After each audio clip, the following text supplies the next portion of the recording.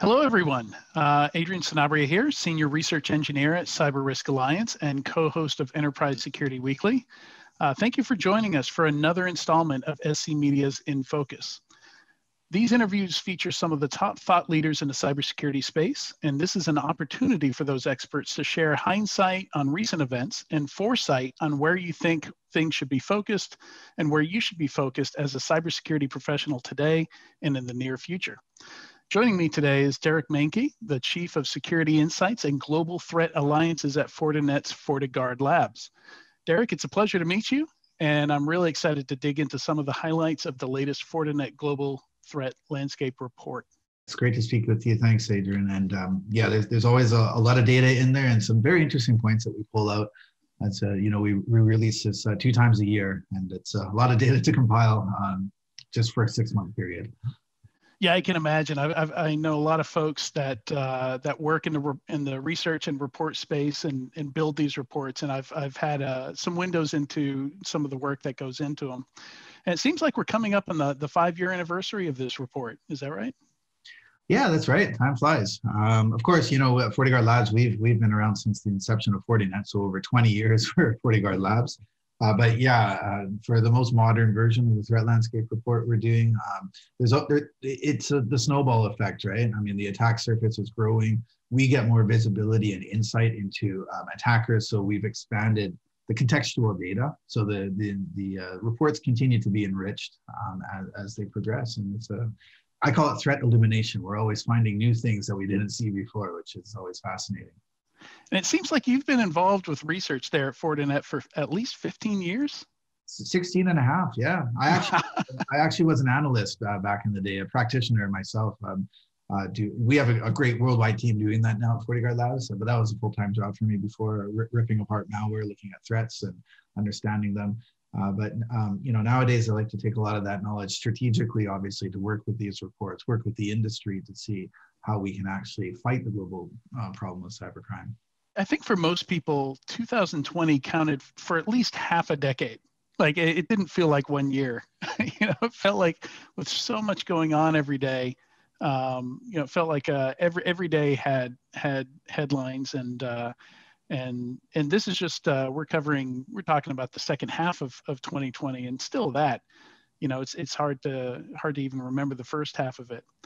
But I think one of the biggest events that we saw was, and I don't even know what name to use. It was so big. There's Solaragate, Sunburst attack campaign, and that just got worn out in the news, didn't it? Yeah. And I was wondering, at this point, has it fully unraveled? Or is it still unraveling? Are there still maybe supply chain attacks and victims we're not aware of yet? I wouldn't say it's completely unwound. I mean, there's always collateral things that we see, evidence of IOCs that still trigger. In the threat landscape report, we actually painted a heat map of all the activity that we saw related to all of the above, everything you talked about, from sunburst and raindrop and teardrop and the solar winds campaign. The reality is a lot of different parts of those IOCs, they don't die. Some things like are recycled for other crime kits, as an example, and so that can carry on. And so I expect to see some residual, but yeah, for the most part, when a big spotlight is shone, as you said, it gets exhausted in the news. All eyes are on SolarWinds. What the effect is that cyber criminals are very quick to change their tactics because cat's out of the bag, right? Especially with things like the digital certificate impersonations, some of the more advanced things that won't be as effective when everybody knows about them. So that's the good news. The bad news is there's a lot of things that they can pivot to, and while all eyes are on those, on that campaign as an example, there's much more happening on the back end and other things that we highlighted in the threat landscape report. There are a couple of eye openers in there for me, and one of them was a 7-fold increase in ransomware attacks. And I'm curious if that was just an increase in ransomware attacks across the board, or if it was like a specific actor or a specific flavor of ransomware or a specific type of extortion. So I was really curious about what was behind that increase. Competition. Yeah. So it's not just one actor. The reality is that, of course, if we look at last year as a whole, like you said, decades in 1 year. You know, a lot of the success for cybercrime was riding on the COVID lures, on the threat landscape as it was last year. They didn't have to be terribly innovative because this one campaign seemed to really draw out through the whole year up until Q4. And that's obviously when we saw things like SolarWinds hit the news, but also, as we highlighted in the threat landscape report, it was more diversity, right? So it was at least 6 or 7 different ransomware families. We called out Ragnarok, Ryuk, you know, things like Egregor and Emotet. And, you know, the good news is there's some action against that. We can talk about that. But the bad news is there's a competition, right? If one campaign gets taken down and offline, that means more success for other groups, right? More buying, you know, power vacuum, right? Exactly, fighting for the prize. And that's what we saw, is a lot of this diversity and those other campaigns being up-leveled to a very alarming level. I mean, it was a very quick shift and a 7-fold increase, so seven times that we saw. And they're getting more sophisticated. That's the other thing. If you look at the ransomware itself, they're moving to more affiliate-based models. So it's, again, not just these cybercrime organizations and the malicious CEOs running them. It's all the middle layer that they're putting in, the distributors. So talk about supply chain, right? They're expanding that on their end. And they're also becoming more sophisticated in terms of what, you know, being more aggressive, right? Ragnarok is a good example. They've moved from just ransoming data as the currency, i.e., you know, give us X amount of dollars and we'll give you your data back.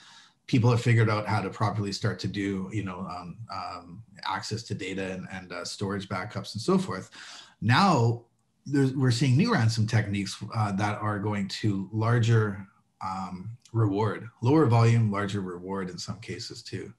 So it's a mix. And, you know, we're seeing extortion cases now, blackmail. So they're threatening to post intellectual property unless, you know, a ransom is paid. Also crippling services, realizing that, you know, organizations are bleeding millions of dollars of revenue in a day, or even worse in the case of healthcare, you know, physical lives at stake. And so they've upped the ante. It's, you know, we saw more diversity and a higher risk. So what I'm hearing, I think, is that ransomware as a service is maturing as a business. Yeah, they're getting more professional about it. They're getting better at it. So they're able to scale up their operations. Absolutely. And I think one of the most fascinating things to me about the ransomware ecosystem is that in the early days, it was just a single piece of malware, you know, opportunistic malware that would get on your system, encrypt some files and throw up a ransom note, right? But like you mentioned Emotet, you know, and we saw a big takedown there. But I'm not sure if everyone's aware that there's this whole ecosystem of malware that exists around getting the actual ransomware piece where it needs to be. You know, so like in the case of Ryuk, that's at least 3 different pieces of malware, right? It's like Emotet, then TrickBot, and then Ryuk, you know, the actual stuff that does the damage there. So kind of curious about that Emotet takedown we saw. Is that a big deal or barely a blip for them in terms of slowing them down? If we look at the industry, it's a big win for sure. And I say that because our industry, right? Our industry, yes. Yeah, absolutely. Yeah, thanks for clarifying. Yeah, because I say that because, so just backing up, just everything you're talking about, absolutely right. The ecosystem is growing. And what that ecosystem really is going back to this digital supply chain. It's that attack chain that attackers rely on. They're becoming more sophisticated to do reconnaissance.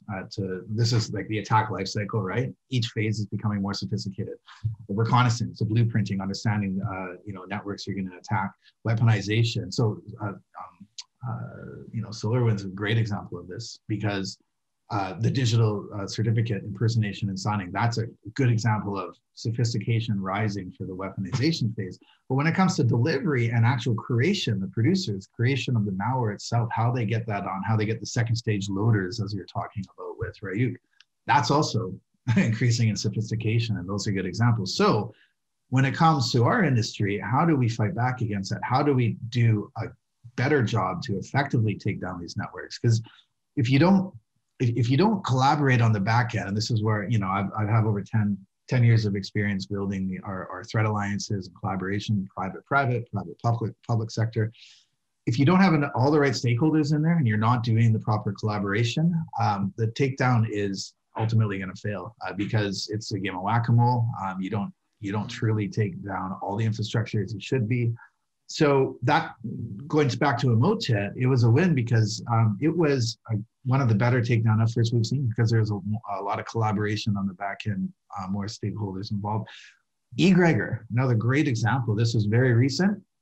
Arrests were actually made to that middle layer, right? The distributors I was talking about. That sends a strong message back to cyber criminals too.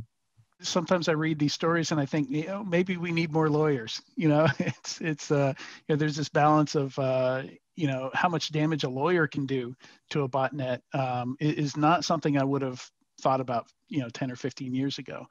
But it's impressive the different like getting a mob boss through tax evasion, like the very creative the methods that we're using to disrupt some of these. So. As this business is maturing, is their supply chain as vulnerable as ours, maybe? Yeah, absolutely. And it is becoming more vulnerable because of us, because of the efforts we're making. We're starting to do that disruption, like you're talking about. The holy grail is the attribution, prosecution, arrest. But there's other ways that we can disrupt cybercrime, hitting them where it hurts, following money laundering networks, freezing assets, all that sort of stuff, ripping infrastructure offline. So because we're getting more active in those other areas, not just arrests, being able to do more collaboration on takedowns, working groups, things like this, that is putting their infrastructure into exposing it, right? Putting it into the spotlight, putting that at risk, which makes them more vulnerable, which is exactly what we want to do and should do more of. And quite frankly, we need to do because it's such a prolific industry for cyber criminals right now. So another thing I saw that I found kind of surprising, I think most people know that, a lot of cyber attacks, and campaigns don't start with external facing vulnerabilities. Sometimes we see them used, by those second stages and things like that. So I wasn't surprised to see that, but I was surprised to see the conclusion that, exploits out there don't seem to spread very far or very fast. I would think that when you did have a good working one, that it would fall into everybody's toolbox really quickly. So I was kind of wondering if they do get used, just not very quickly because they don't have to, because we're so slow at patching and remediating. Yeah. Or what's the story there? This is a very interesting part of the report. It's a new effort we're involved in called the EPSS model, which is the exploit predictive scoring system. You need data pools. We have a lot of that actually at FortiGuard Labs or telemetry. So we're looking at a whole bunch of trends to be able to see on average for exploits based on characteristics and profiles, what is the likelihood of that spreading quickly? What's the likelihood of success based off of our past modeling and experience? So the good news is that the majority of exploits we see spread really slow, right? It doesn't impact too many organizations. It spreads pretty slow. But keep in mind, that pool is very large. Last year was a record year. There was 19,000 new vulnerabilities discovered, 18,000 the year before. We're talking of a pool of well over 100,000 vulnerabilities. And it just takes one or two ones that can spread like wildfire and cause massive amounts of damage. We've seen that, of course, in the past, going back to things like shell shock and heartbleed way in the past too, to more recent ones like Eternal Blue. So that's the caveat, right? A majority do spread sort of slow, and that's the good news. There's still a lot that we can do with the patch management. But the whole reason we're doing this, of course, is to try to build early warning systems when we see these ones that we know are going to be hot, know are going to be a problem, to work collectively to patch those in the industry, but also provide end users and tools with mitigation, things like that to slow the spread. So it's a very interesting area, right? We're starting to finally leverage machine learning for, it's great for prevention and for threat intelligence to block and mitigate threats, but it's also very powerful when you start to look ahead and follow basically the DNA of cybercrime. Yeah, that's super interesting and I think important for prioritization, because like you said, 19, 20,000 vulnerabilities per year. Some aren't going to get fixed in a timely manner. Yeah. So, you know, anything you can do to help people prioritize that and figure out which ones get top priority really helps, I think. Absolutely. Great point. And very true. Yeah. You know, with employees working from home, you know, I think one of the takeaways is that we're starting to see focus on home networks and IoT devices. And personally, I've not seen a whole lot on that. So I'm curious about this one, on whether, you know, this is just more opportunistic, going after consumers and home networks in general, or if this is a strategic shift towards employees working from home. Yeah, I definitely saw a strategic shift, I'd say, last year. The reason I say that is for the first year, web-borne attacks took, as a category as a whole, overtook email-borne attacks for pole position first place. And that's never happened in the history of us following threats before. It wasn't. I keep hoping you're going to say no, because I want to, the attackers aren't that sophisticated, you know, but. I mean, there's always good things to talk about, right? I mean, so first, the bad news. The bad news is that, yes, I mean, there was a shift, because we saw traffic explode to e-commerce sites as an example, people shopping from home, people do grocery shopping from home, for example. So naturally the threats are going to follow that, as opposed to just doing phishes through secure, well, now becoming more secure email gateways, right? You have these devices outside of those email gateways that are going to websites. How do you intercept that web traffic, target these users? It's just an easier vector. So we actually did, from a trend perspective, we saw a shift to the web-borne attacks being favored. It wasn't, you know, 80-20% split. It was quite even, but there was a shift there. And we did see a lot of attacks on e-commerce platforms, specifically content management systems, also IoT, mostly consumer-grade routers. Routers, okay. Yeah. And some other home-based, like DVRs, as an example, IP security cameras, those are in there. You know, the good news is that after all of last year, we did a lot of education work, a lot of discussion on the work from home environment, really to not just treat this as a work from home or anywhere with your BYOD, like a roaming laptop, but really a secure branch model, right? Just like large distributed enterprise does. That's this new model we're looking at. And so that's starting to, you know, it's still more work to be done, but in my point of view, that's starting to mature. So the education has helped there, but that doesn't mean that attackers are going to, you know, stop pursuing that attack vector too. And I think this is a bit of a foregone conclusion, but you know, as we do get people vaccinated and back into offices and things like that, you know, do you see any of these trends we've seen during 2020, during the pandemic? Do you see a shift as it happens, or pretty much what we've seen is going to be permanent, you know, like targeting people at home, you know, that kind of thing?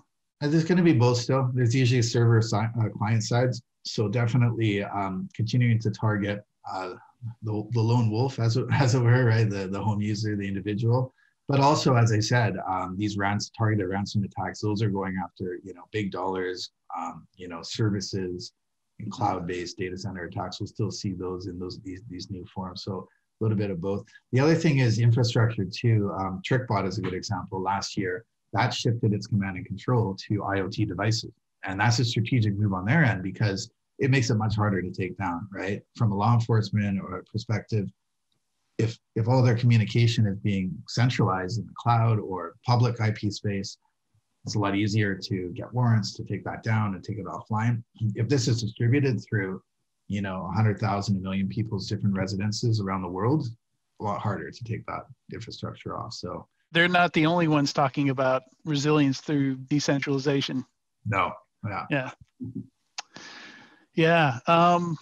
You just you know, personal curiosity, like how many of these campaigns do you investigate and you're like really impressed with the sophistication of the attacker, you know, and then their end game is just installing a Monero miner?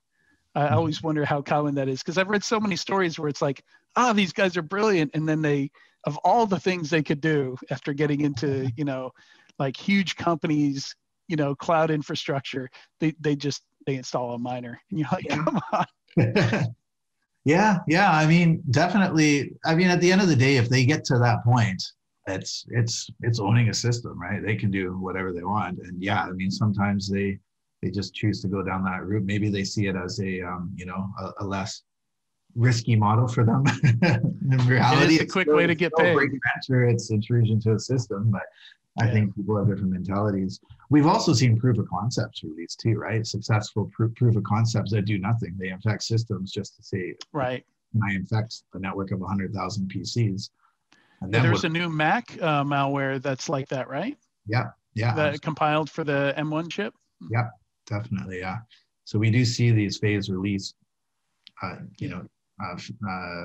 pieces of technology from there. And ultimately, what ends up happening a lot of the times, if things, pieces of code are sold into kits and recompiled and then used by other people. Again, some of those loading frameworks are sophisticated, right? So it can be one framework that's used by multiple people. One person might be installing a Monero miner, someone else could be installing ransomware, but they're leveraging that same framework. Yeah. Very interesting.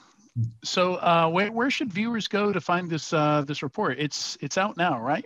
Yeah, so you can check it on our Fortinet blog is the best place. That's under threat research. That's where we put all of our FortiGuard lab updates, and you can find details on the threat landscape report there too.